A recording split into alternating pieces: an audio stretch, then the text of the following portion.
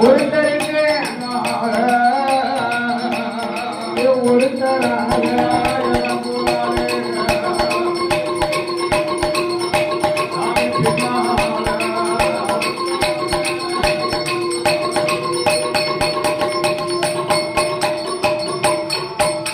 அந்த ஈஸ்வருக்கு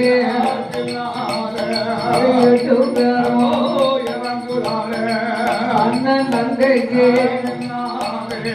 அம்பலத்தம்மா அக்கினியில்